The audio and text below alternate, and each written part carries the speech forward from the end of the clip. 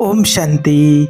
इस घटना को सुन लिया तो पति पत्नी जीवन में कभी दुखी नहीं रहेंगे। भक्त धनुर्दास जी की अद्भुत कहानी। देखिए, आज अधिकतर पति पत्नी में लड़ाई झगड़े होते हैं और सभी चाहते हैं कि गृहस्थी का जीवन अच्छे से जिया जाए, हमारे परिवार में पति पत्नी में आपस में कभी झगड़ा ना हो। उसके लिए क्या करना चाहिए, तो आज आपको ये सत्य घटना बताते हैं। इससे आप समझ जाएंगे कि वास्तव में पति पत्नी को प्रेम से कैसे रहना चाहिए। देखिए, एक पहलवान था जिसका नाम था धनुर्दास। धनुर्दास उसका नाम था। अब उसका विवाह हुआ, जब शादी हुई। अब जिनका विवाह हो गया है, जिनका होने वाला है, या जिनके विवाह को 50-50 साल हो गए, वो सभी इस बात को ध्यान से सुनना। ये सबके मतलब की बात है अपने जीवन के लिए। वो पहलवान ऐसा था कि सबको पछाड़ देता था। अब उसका विवाह हुआ। अब संयोग से उसकी पत्नी भी बहुत सुंदर थी। इतनी सुंदर थी उसकी पत्नी कि वो धनुर्दास देख करके एकदम बेहोश हो गया। जब पहली बार देखा ही नहीं इतनी सुंदर, और फिर मिल और गई उनको इतनी सुंदर पत्नी। अब जब उसको होश आया तो बिना पलक झपकाए और पत्नी को देखता जाए, पत्नी को देखते ही रहे, और आराम से वो पति पत्नी दोनों प्रेम से रहने लग गए। अब वो धनुर्दास जो था वो अपनी पत्नी से इतना प्रेम करता कि कहीं पत्नी को अगर ले जाए मेहमानी में तो पत्नी के आगे आगे छाता लगा करके चलता था। उल्टा चलता, पत्नी के आगे छाता लगा करके उल्टा, और पत्नी के तरफ देख करके चलता था, और पलक न झपकाए। इतना माना उससे प्रेम था, उसकी तरफ देखते हुए और चलता जाए। अब सब उसका मजाक उड़ाने लगे, सब हंसने लगे कि कैसा ये पागल आदमी है, पत्नी का गुलाम है, जोरू का गुलाम है, इसके पीछे पड़ा है। पर वो उन बातों पर ध्यान ना दे कि तुम कहते रहो हमें तो प्यार है तो है। अब वो उल्टा चलता और एक पल के लिए पलक भी नहीं झपका था, और वो यही कहता रहता कि मेरी पत्नी से सुंदर तो कोई है ही नहीं। कोई कहे कि धनुर्दास जरा भगवान को भी देख लिया करो, तो वो कहे अरे भगवान मेरी पत्नी जैसे सुंदर थोड़ी है। कोई कहे कि अरे वो स्त्री देखो, अरे नहीं वो मेरी पत्नी के जैसी थोड़ी है। अब वो हमेशा अपनी पत्नी को ही देखता था और किसी को नहीं देखता था। बाजार जाए तो बाजार में कोई भी चीज़ खरीदना है तो उसकी पत्नी खरीदती थी, वो किसी को नहीं देखता था, वो बस पत्नी को ही देखता रहता था। इतना पत्नी से प्रेम करता था। पत्नी भोजन बनाए तो चूल्हे के आगे उसने कुर्सी डाल करके बस उसको ही देखना था। वो भोजन बना रही है तो बस उसको देखना, 24 घंटे बस उसको देखता रहता था। एक पल के लिए भी उससे अलग नहीं होता था, हमेशा ही उसको देखता रहता था। ये सत्य घटना है, ये दक्षिण की है सत्य घटना। और आपने वहाँ पर देखे रंगनाथ जी भगवान के बारे में तो आपने सुना ही होगा। दक्षिण में गोदावरी नदी के तट पर रंगनाथ भगवान का मंदिर है बहुत बड़ा, और वहाँ रामानंदाचार्य जी रहा करते थे। तो एक दिन रंगनाथ भगवान की यात्रा निकल रही थी। यात्रा उनकी निकल रही थी, रथ यात्रा होती है, जैसे जगन्नाथ जी की रथ यात्रा निकलती है, ऐसे ही भगवान का कोई उत्सव रहा होगा। तो एक यात्रा निकल रही थी, उस यात्रा में उसकी पत्नी आई थी। तो पत्नी आई कि चलो, वो समझाती थी पति को कि आप हमें देखते हैं अच्छा नहीं लगता है, लोग हंसते हैं अच्छा नहीं लगता है, हम मंदिर चल रहे हैं भगवान को देखना। तो वो कहता तुम देखो भगवान को, हम तो तुम्हें देखेंगे। अब वो गया मंदिर तो पत्नी देखे भगवान को, और वो छाता लगाए पत्नी को देखे। सारे लोग भगवान को देख रहे, यात्रा देख रहे, और वो देख रहा पत्नी को। तो रामानंदाचार्य जी जो थे, तो आचार्य जी की नज़र पड़ गई धनुर्दास पर। तो उन्होंने अपने शिष्यों से कहा कि ये कौन है। तो उनके शिष्यों ने हंसते हुए कहा कि गुरुजी ये पत्नी का गुलाम है, ये पत्नी को ही देखता रहता है, फेमस है यहाँ, जोरू का गुलाम इसे कहते हैं लोग। अब आचार्य तो देखिए, गुरु तो गुरु होते हैं। हीरा जो होता है वो हीरा को पहचानेगा जौहरी, हीरा को तो जौहरी परख सकता है। ये हीरा है कि पत्थर है कौन जानेगा, तो जौहरी है गुरु।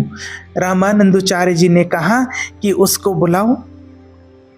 उसको बुलाया तो आया गुरुजी के पास, लेकिन गुरुजी को नहीं देखा उसने, स्वामी रामानंदाचार्य जी को नहीं देखा। पत्नी आई, पत्नी ने प्रणाम किया तो पत्नी ने कहा गुरुजी को प्रणाम करो, तो वो हाथ पीछे करके और इस प्रणाम कर लिया, लेकिन गुरुजी की तरफ नहीं देखा।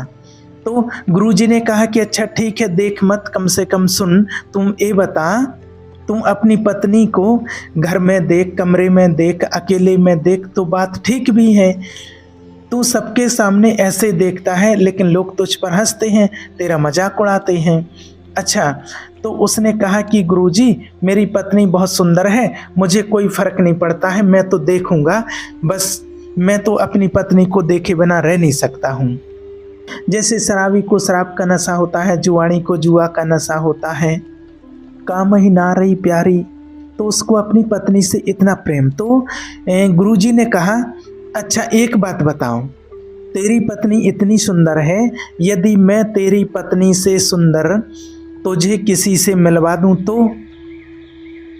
तो बोला धनुर्दास कौन हो सकता है ऐसा? तो बोले हमारे भगवान। तो वो बोला कि गुरुजी सही बताओ, हमारी पत्नी से सुंदर है क्या? क्योंकि वो तो बिल्कुल अनपढ़ आदमी था, वो पढ़ा हुआ नहीं था, भगवान के बारे में नहीं जानता था, क्या होते हैं भगवान उसको कुछ नहीं पता था। अब उसका कोई दोष नहीं था क्योंकि उसने कभी सत्संग किया नहीं, जानता ही नहीं था कि भगवान क्या होते हैं। आज पहली बार गुरुजी मिले तो गुरुजी ने बताया कि भगवान क्या होते हैं, कितने सुंदर होते हैं। तो वो कहने लगा कि क्या भगवान मेरी पत्नी से भी सुंदर हैं? तो गुरुजी बोले कि बहुत, तेरी पत्नी से भी बहुत सुंदर हैं।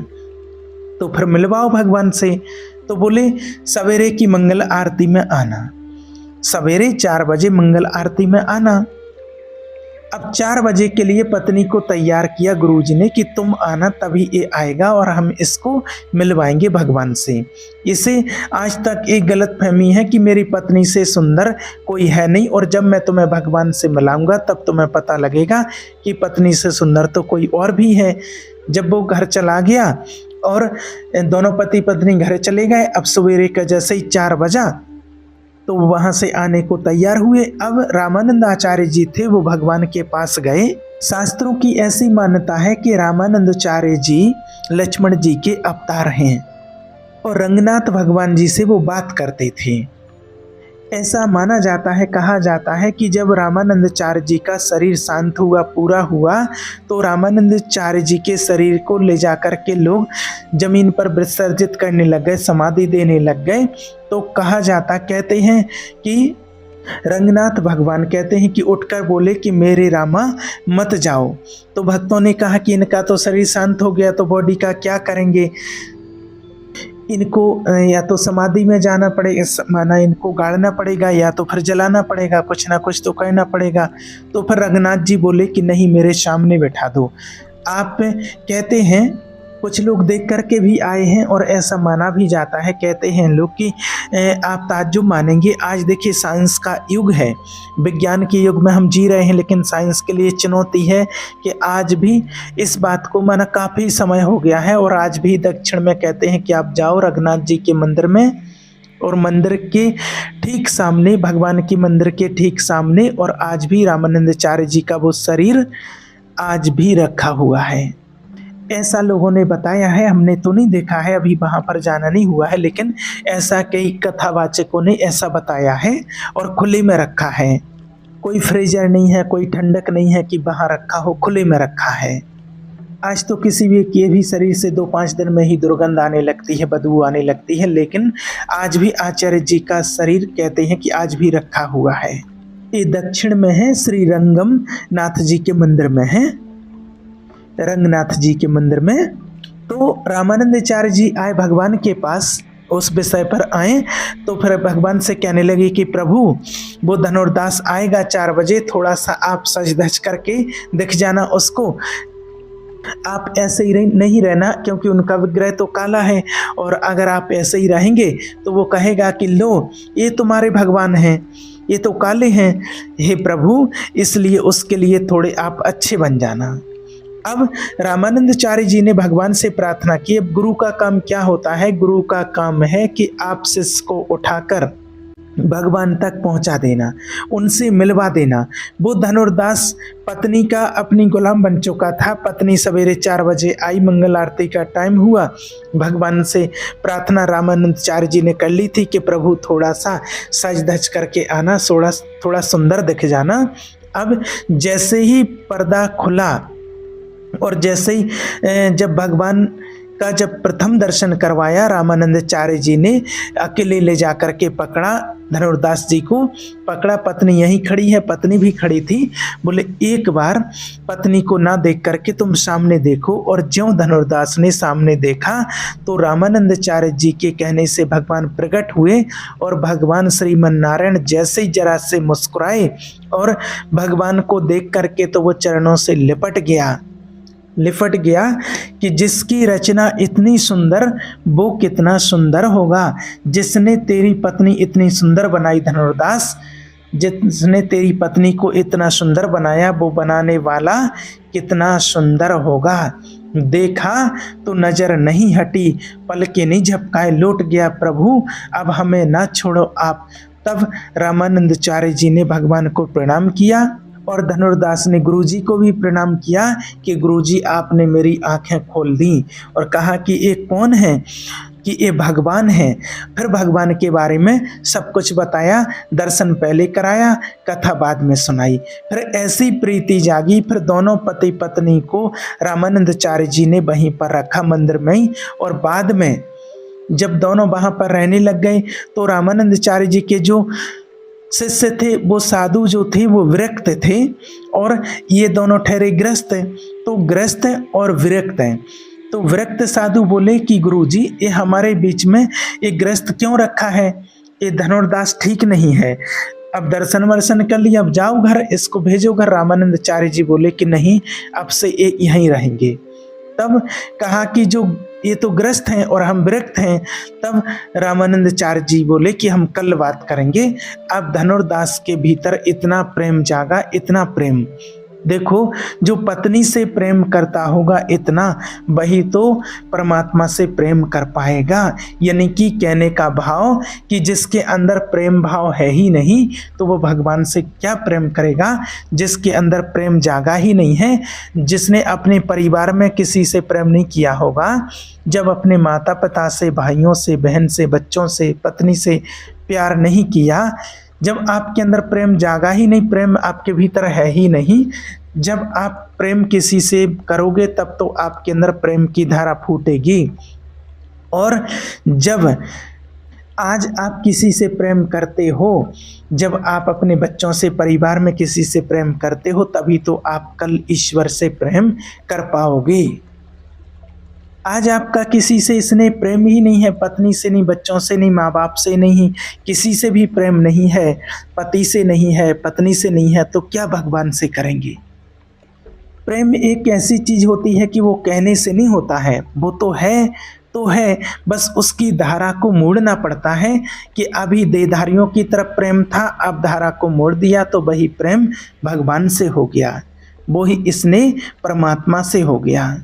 तो धनुर्दास ग्रस्त में थे, गुरुजी ने वहीं पर उनको रख लिया अपने आश्रम में। अब धनुर्दास जो था वो तो बड़ा आदमी था, पैसे वाला था, युद्ध आदि लड़ करके खूब पैसे उसने इकट्ठे कर लिए थे, खूब पैसे वाला था वो तो। अब क्या किया गुरुजी ने, रामानंदाचार्य जी ने रात के 12 बजे अपने एक शिष्य को बुलाया जो पहले बहुत प्रोफेशनल चोर हुआ करता था, जो पहले चोर था अब वो शिष्य बन गया था। पहले बहुत चोरी करता था लेकिन अब वो बदल करके भक्त बन चुका था, भगवान की भक्ति करता था, उनकी मंडली में हो गया था। जैसे आज ये पत्नी का गुलाम था, ये भक्त हो गया, ऐसे वो पहले चोरी करता था। तो वो चोर था तो उसको चोरी करने का आइडिया था, तो उसको गुरुजी ने बुलाया कि इधर आओ, आज तुम्हें चोरी करनी है। बोले नहीं गुरुजी, हम तो छोड़ चुके हैं। तो गुरुजी कहने लगे नहीं, आज मेरे कहने से जाओ, धनुर्दास सो रहा होगा, उसकी पत्नी बगल में सो रही होगी, तुम उसके पत्नी के गहने चुरा ले आना। देखो, पहले के जो गुरु होते थे कि वो किस तरह से परीक्षा लेकर के और सही मार्ग पर, सही दिशा तक उनको पहुंचाना है, किस तरह की शिक्षाएं उस जमाने की हुआ करती थी, इस बात को आप ध्यान से सुनना। इस प्राचीन इतिहास को पति पत्नी दोनों सोए थे और वो गहने जो थे वो गहने तो बड़े अच्छे थे, उसके पैसे वाला था धनुर्दास, तो अब अच्छे अच्छे गहने थे। अब वो वहीं पर लेटी हुई थी, अब चोर गया। अब धनुर्दास तो सो ही रहा था गहरी नींद में, पत्नी सो नहीं रही थी। लेकिन जब चोर आया तो धनुर्दास की पत्नी पहचान गई कि ये तो गुरुजी के साथ में रहने वाला है, अब ये क्यों आए हैं। धनुर्दास की पत्नी समझ गई कि हो सकता है कि मंदिर में कुछ पैसे की कमी हो गई होगी, शायद कुछ भोजन पानी की, भोग आरती की कोई कमी होगी, भगवान की भोग आरती में कोई कमी होगी, तो शायद धन कम होगा, इसलिए ये कुछ चुराने के लिए आए हैं। तो ये तो मेरा सौभाग्य है कि मेरा पैसा आज मंदिर में लगेगा। तो पत्नी जाग रही थी पर उसने सोने का नाटक किया। चोर आया और कान के झुमका उसने खोल लिया, गले का हार खोल लिया, उतार लिया। तो जब एक तरफ का झुमका उतार लिया और कुछ हार उतार लिए जो और आभूषण थे वो उतार लिए, तो धनुर्दास की पत्नी को लगा कि मैं करवट लूँगी तो इस तरफ का झुमका भी ये उतार लेगा, क्योंकि मैं जाग जाऊंगी तो ये भाग जाएगा। तो उसने करवट ली और जब करवट ली तो चोर को लगा कि जाग गई, तो वो भाग गया। जब भागा, अब ये तो रात की घटना थी, चोर आ गया और गुरुजी को वो झुमका दे दिया, जो भी आभूषण लाया था, ये झुमका ये हारे आभूषण लाया हूँ। गुरुजी ने कहा कि रखो। अब सवेरे क्या हुआ, अब सवेरा होने से पहले ही गुरुजी ने जितने वहाँ पर और व्रत साधु थे उनकी लंगोटी टॉवल जो भी थे वो चुरवा लिए कि इनकी लंगोटी और टॉवल चुरा के ले आओ। तो वो चोर वो भी चुरा के ले आया, तो सबकी लंगोटी टॉवल चुरा के वो ले आया। अब उनके पास क्या होता है, लंगोटी टॉवल के सिवाय और तो कुछ होता नहीं है। अब जब सवेरे साधु जागे तो वो सारे जो व्रत त्यागी जो संत थे वो लड़ने लगे, तुमने हमारी लंगोटी चुरा ली, तूने हमारी लंगोटी चुरा ली, और एक दूसरे आपस में लड़ने लगे। लंगोटी के पीछे बहुत लड़ाई होने लगी उनकी आपस में। तब तक सवेरा हुआ तो धनुर्दास की पत्नी अपने सारे जेवर आभूषण, सारा सोना चांदी जो भी पहने हुई थी, सारा पैसा थाल में रखा और ला करके गुरुजी के चरणों में रख दिया कि गुरुजी कल यहाँ से एक सेवक आया था, तो ये तो मेरा सौभाग्य है कि मेरा पैसा इस यज्ञ में मंदिर में सेवा में लगे। भगवान से बड़ी संपत्ति क्या हो सकती है, जिसका मन भगवान में लग जाए, जो प्रभु को सर्वस्व मान ले, तो पायो जी मैंने राम रतन धन पायो। तो ईश्वर को पाने के बाद क्या शेष पाना रह जाएगा, फिर क्या कामना और क्या इच्छा रह जाएगी। जब पत्नी ने समर्पण किया कि गुरुजी सोना चांदी आप रखो, तब गुरुजी ने बुलाया अपने चेलों को, अपने शिष्यों को जो कह रहे थे कि तो ग्रस्त हैं, इनको क्यों रखे हो। तब गुरुजी ने बोला कि देखो ये ग्रस्त में रह कर के भी तुम साधुओं से ज़्यादा मन से विरक्त हैं, इसलिए आज से मंदिर की पूजा मैं धनुर्दास को देता हूँ। तब रामानंदाचार्य जी ने मंदिर का पुजारी किसे बनाया था, धनुर्दास को बनाया था कि तुम विरक्त होकर के भी, कहा उन शिष्यों से कि तुम विरक्त होकर के भी तुम अपना मन सिर्फ अपनी लंगोटी से न हटा पाए, और ये ग्रस्त होकर के अपने मन को सोना चांदी से हटा करके भगवान में अपने मन को लगा चुके हैं, ये योग्य हैं। तो इसलिए कहने का भाव है कि जरूरी नहीं है कि आप साधु संत ही बने। देखिए गृहस्थ आश्रम भी श्रेष्ठ होता है। अगर गृहस्थी में रह करके आपने ईश्वर में अपने मन लगा लिया तो इससे बड़ी प्राप्ति और कुछ नहीं हो सकती है। इसलिए कभी आप ऐसा ना सोचें कि हम तो गृहस्थी हैं, गृहस्थी क्या कर सकते हैं, जो व्रत हैं वो भगवान की भक्ति कर सकते हैं, वो अच्छे से आगे बढ़ सकते हैं। नहीं, आपको साधु नहीं बनना है, आपको साधु बनने की ज़रूरत नहीं है, आप गृहस्थी में ही वो प्राप्ति कर सकते हैं। और परमात्मा भी सभी गृहस्थी भाई बहनों को कहते हैं कि आप भी आगे जा सकते हो। इसलिए बाबा मुरलियों में भी बार बार कहते हैं, आपने सुना भी होगा कि गृहस्थी में रहने वाले भी कुमार कुमारियों से आगे चले जाते हैं। जो सरेंडर हैं उनसे भी आगे निकल जाते हैं जो गृहस्थी में रहते हैं। इसलिए अपने आप को कभी ऐसे ना समझें कि हम भगवान को नहीं पा सकते, हम आगे नहीं बढ़ सकते, ऐसा नहीं है। आज भक्ति मार्ग में भी देखा होगा कि जो साधु सन्यासी महात्मा होते हैं वो गृहस्थियों के दरवाजे पर ही आते हैं भिक्षा मांगने के लिए, और आपको ईश्वर ने इसके लायक बनाया है, इसलिए आप उनको भिक्षा देकर अपने जीवन को धन्य बनाते हो। इसलिए कभी आप ये न सोचें कि हम गृहस्थी हैं, इससे मतलब नहीं होता है। सारी साधना का मतलब होता है मन आपका कहाँ लगा हुआ है। अगर आप गृहस्थी में हो और मन आपका ईश्वर में लगा हुआ है तो बहुत आप श्रेष्ठ हैं। और अगर कोई विरक्त सन्यासी हैं या फिर कोई ज्ञान में चलने वाले कुमार कुमारी सरेंडर हैं और अगर उनका मन ईश्वर में नहीं लगा है तो उनका कोई फिर मतलब नहीं होता है। इसलिए यहाँ सारा खेल मन का होता है। तन मन धन से ईश्वर के लिए सब कुछ अर्पण कर देना, तो आप जो चाहो वो प्राप्ति आप परमात्मा से कर सकते हैं और आप गृहस्थी में रह कर के भी ऊंच पद पा सकते हैं। ठीक है। ओम शांति।